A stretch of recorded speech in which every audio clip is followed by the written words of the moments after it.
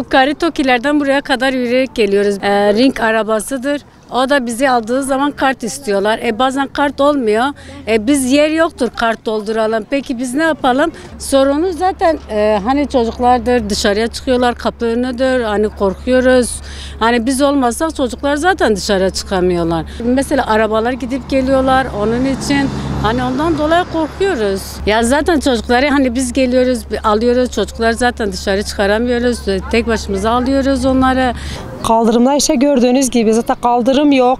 Kışın yağmur yağdığında da burası çamurlu, çocuklar geçemiyor. Buradan da geçtiği için araba geliyor. Kaza riski var. Geçen de buradan bir tane çocuğa çarptı bir tane araba.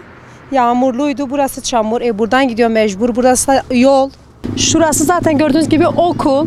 Biz buradan çocuklarımızı sabah götürüp öğlen almasak çocuklarımız tek başına gidip gelemiyor buradan. Yolların hali belli zaten. Görüyorsunuz zaten.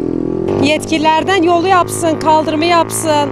Adam akıllısı şöyle bir okul yolu yapsınlar. Çocuklar rahat gidip gelsinler. Biz buradan rahatça gidemiyoruz. Bu çocuklar nasıl gidip gelecekler? İyice çöpü, pislik avi, haryavi, baran çıpık bir xwari gerem reste cara gadi xabşu. Em kış icari ana, em riya saateke em demeşin tem vra gadi xudibin.